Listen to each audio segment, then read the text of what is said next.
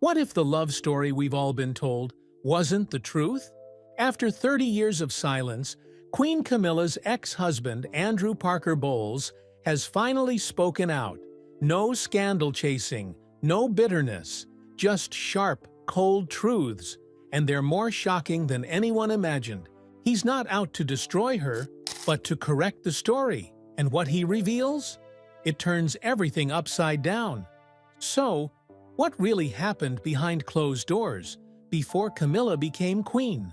For 3 decades, Andrew Parker Bowles lived in the shadows of one of the most scrutinized relationships in modern royal history. He never wrote a book, never gave an interview, never stood in the way. While others speculated, gossiped, and published endless think pieces, he chose silence. Not because he was indifferent, but because he believed some truths didn't need defending. Until now. It was a cold January morning in Wiltshire. The fire in Andrew's study burned low, casting long shadows over the walls. The air was still, and then, with no warning, he broke that silence. His voice was calm, not bitter, measured, not rehearsed. He didn't raise accusations in anger. He didn't curse the crown or Charles. He simply laid out what had been left unsaid for too long. "I'm not here to ruin anyone's life," Andrew said, eyes steady. "But I cannot sit back and watch history record something that simply isn't true." He began from the start, not with Camilla's affair, but with their marriage. "We were happy in the beginning," he recalled. 2 young people who thought love would be enough. The parties, the countryside weekends, the family gatherings. All of it, he said, was real, until it wasn't.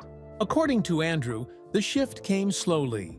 Camilla's absence at home grew more frequent, often explained away with vague mentions of royal engagements or charity obligations.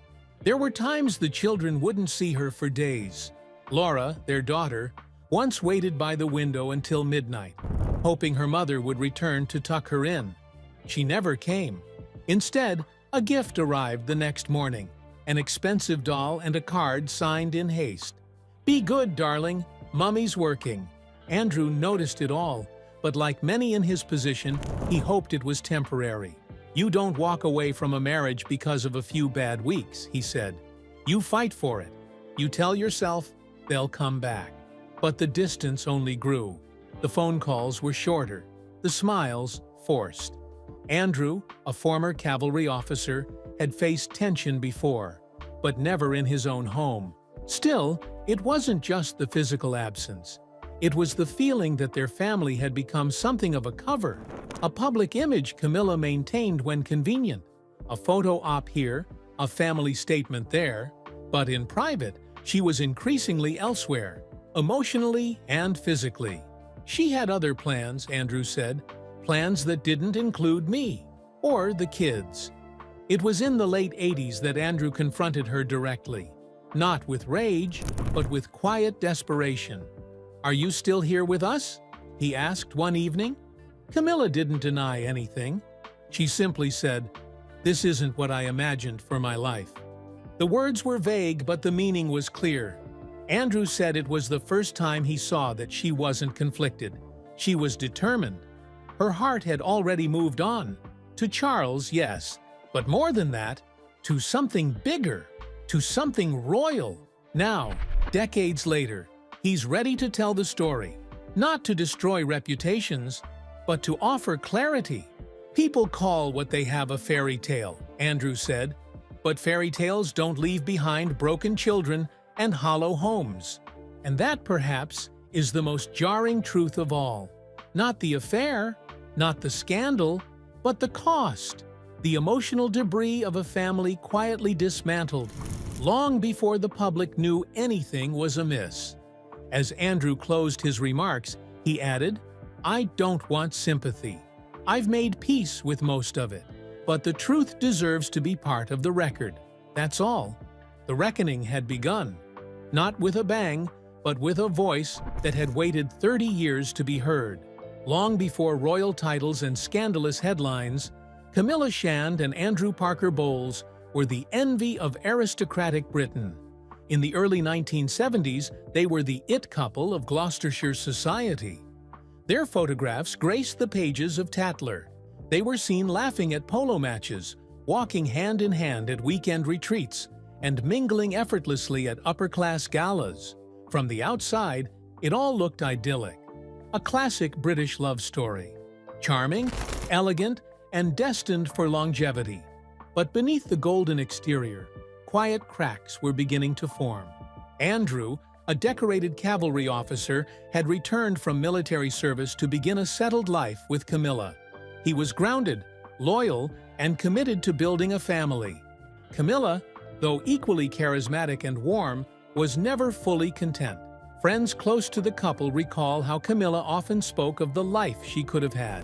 She never named names, but everyone knew who she meant: Charles. In 1971, just before her marriage to Andrew, Camilla had shared a brief but intense romance with Prince Charles. They met through mutual friends at a polo match and quickly formed a deep bond. But Charles, then a young naval officer and heir to the throne, was pushed away from Camilla by the palace machinery. She wasn't deemed suitable for a future king. Not noble enough, not virginal enough, not royal material. With Charles sent overseas, Camilla turned back to her longtime on-and-off partner, Andrew. In 1973, they married in a glamorous wedding that captured the attention of the press. But many who attended would later say the bride looked more poised than passionate. A woman fulfilling duty, not desire. In retrospect, Andrew admits he may have misread the signs. "I believed we were building something strong. I thought she chose me." But part of her was always looking backward, or maybe forward, to something else. Their early years of marriage were filled with social events, public appearances, and eventually, 2 children, Tom and Laura. Camilla played the role of doting wife and mother with outward charm, but Andrew says he often felt she was simply playing a part, that her attention was divided. "She did what was expected," he recalled. "She showed up when it mattered, but she was never fully there." Camilla's relationship with Charles never truly ended. Throughout the 70s and early 80s, there were subtle signs, unexplained absences, sudden trips to London, private letters she never mentioned. Andrew had suspicions, but in the stiff upper lip tradition of the British upper class, he pushed them aside. You don't want to believe your wife is in love with someone else, especially someone like him. As the children grew, the distance between the couple widened. Their home in Wiltshire, once filled with laughter and visitors, became quieter.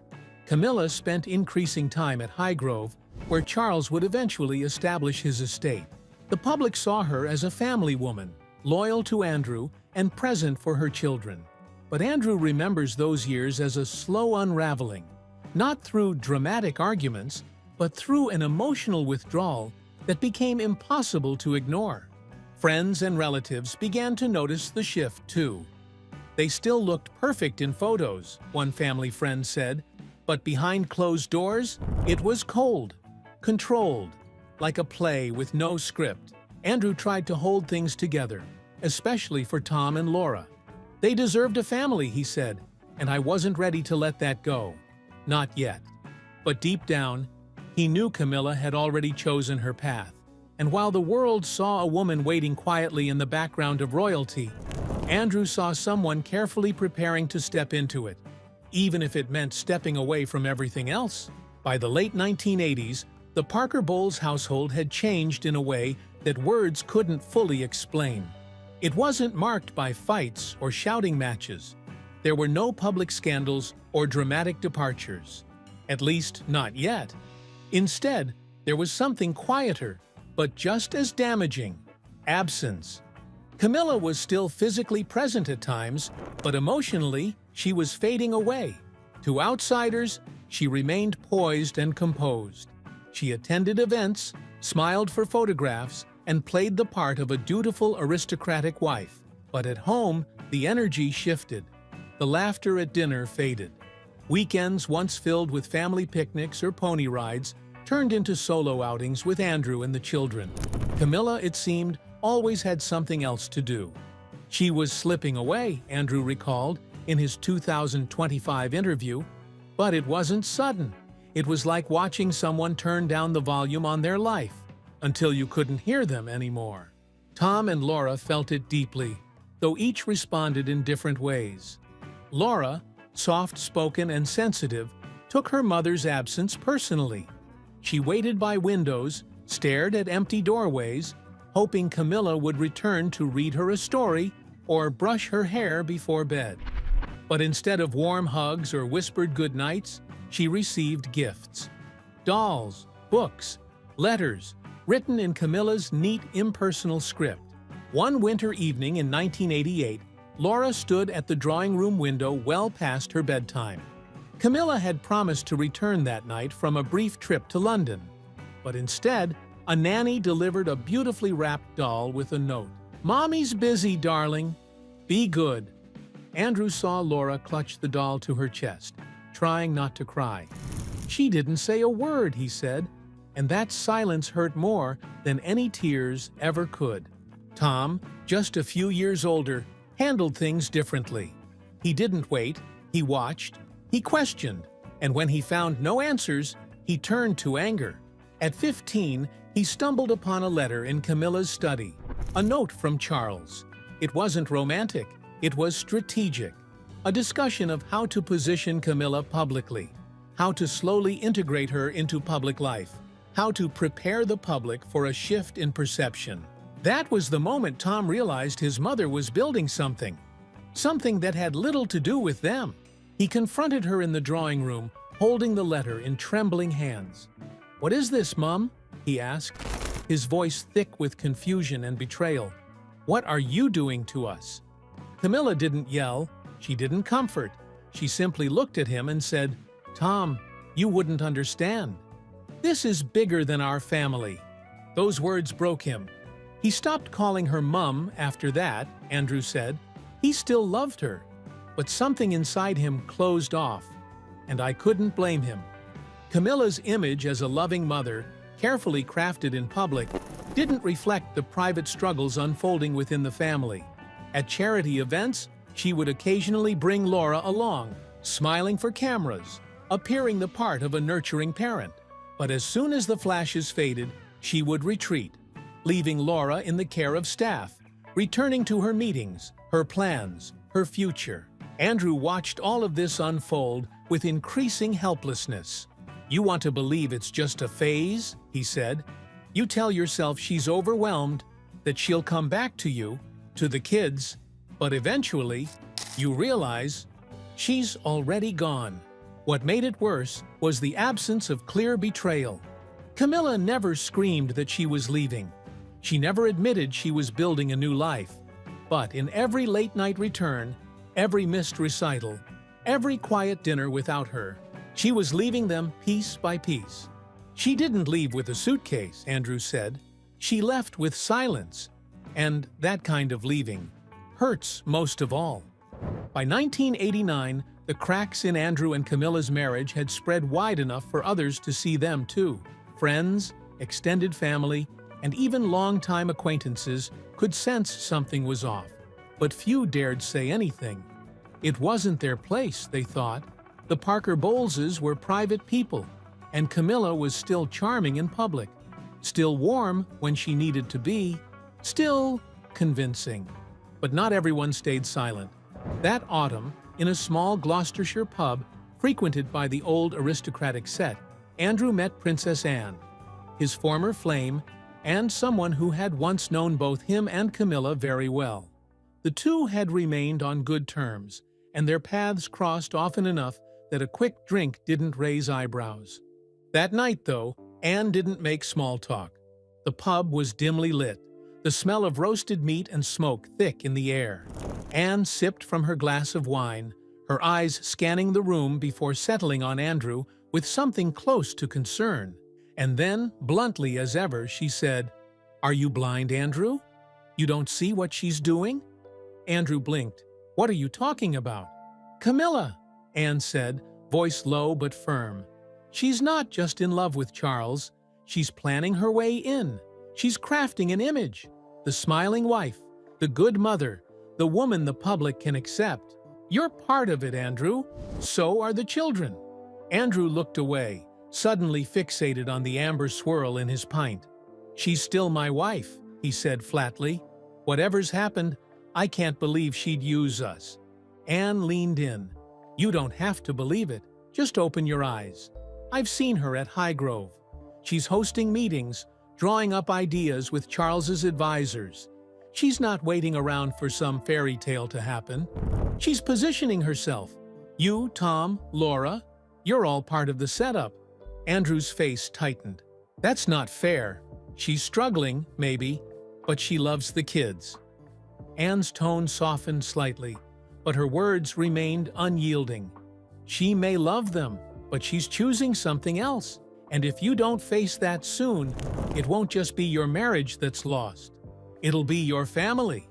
They didn't speak much after that.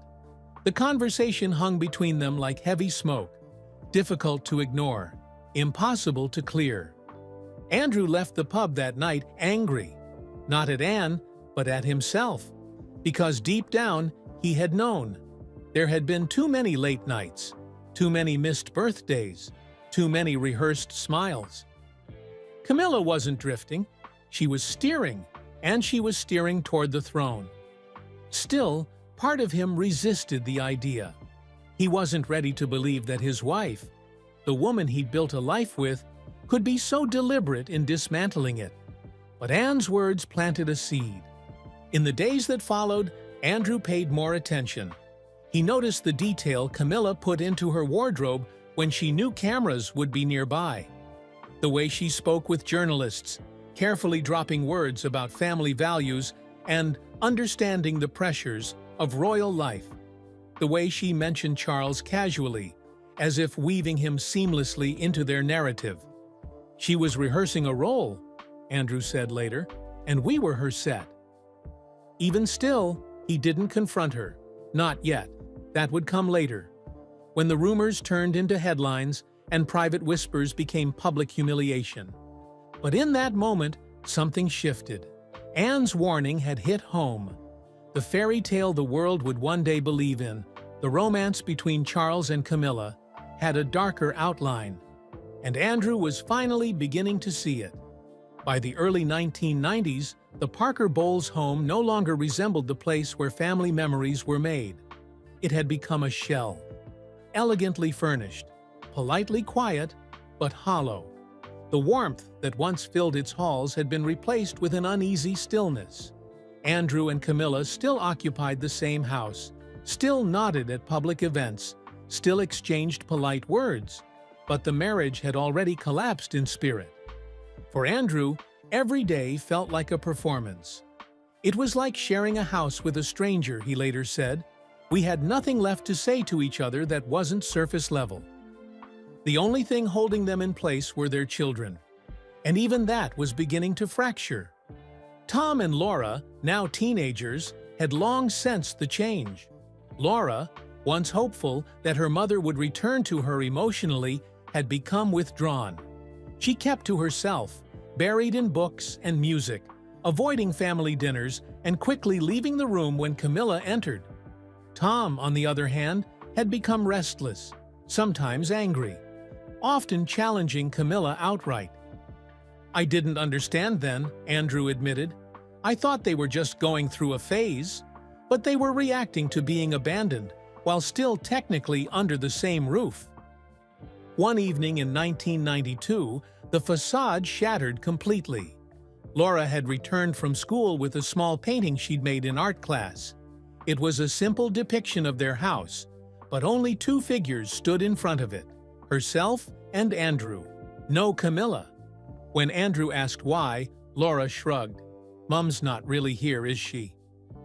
That night, Andrew confronted Camilla in the kitchen. The kids are hurting, Camilla, he said. They need their mother. Camilla didn't argue. She didn't apologize. She simply replied, I'm doing what I can. But Andrew knew that wasn't true. He began noticing Camilla's time at Highgrove increasing, her overnight stays becoming more frequent, her returns more reluctant. Charles was no longer a hidden part of her life. He was the focus. In late 1992, the tabloids caught wind. Rumors of Camilla and Charles's rekindled affair spread like wildfire.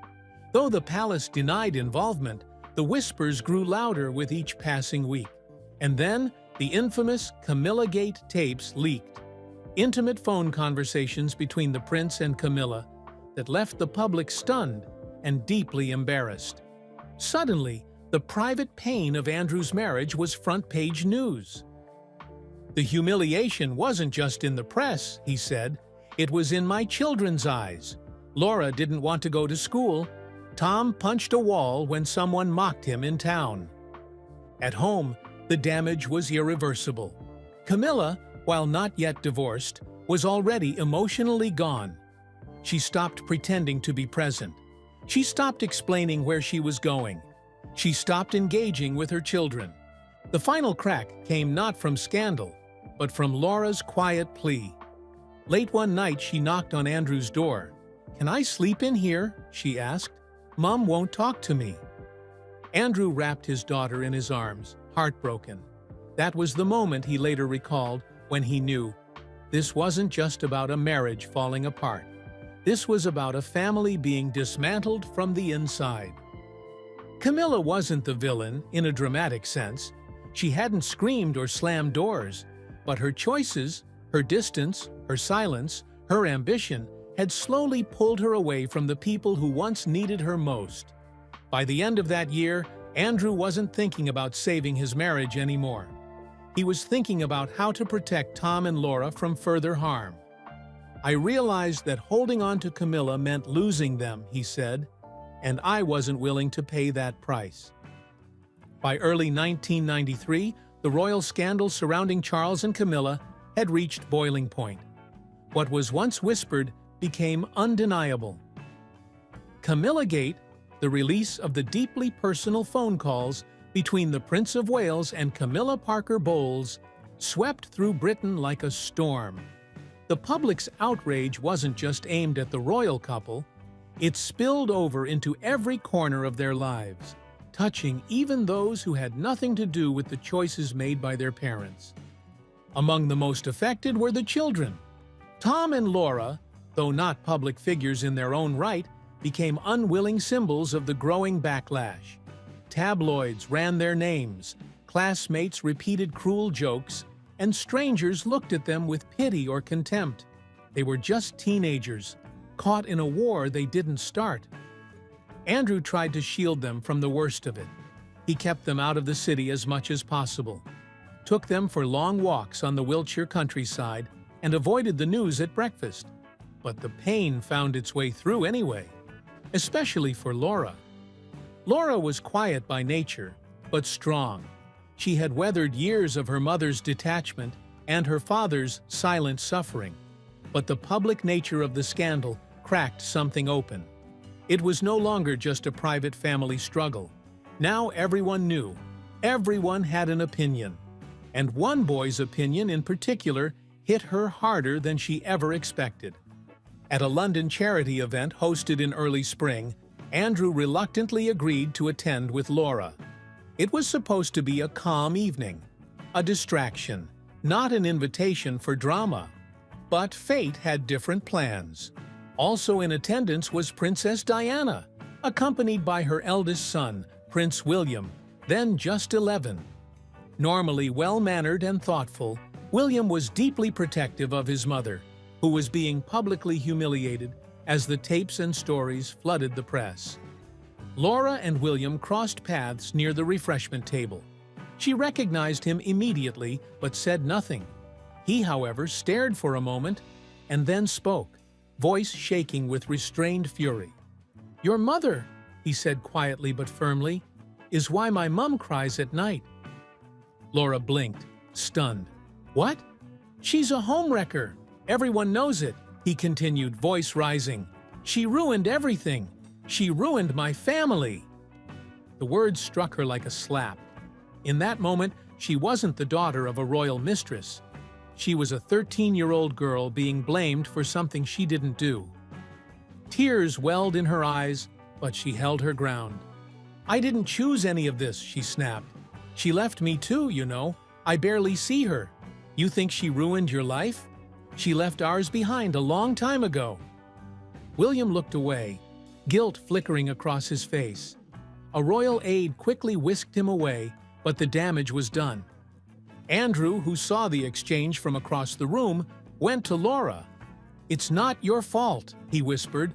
"None of this is." That night, Laura cried in the car for the first time in months. "Even the people who should understand, they don't," she murmured. "He lost a mum to my mum, but I lost her too."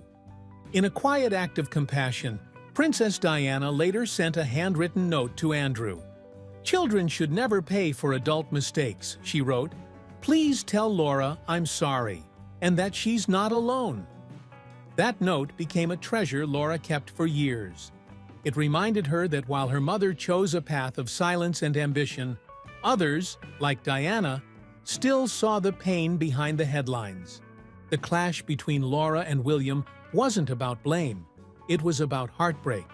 Two children, both abandoned in different ways, colliding in a world neither of them asked for. And it was a reminder that behind every scandal, behind every royal headline, there are always young hearts trying to make sense of it all. In the weeks following Diana and Andrew's private meeting, something shifted. Andrew wasn't just surviving anymore. He was preparing for change.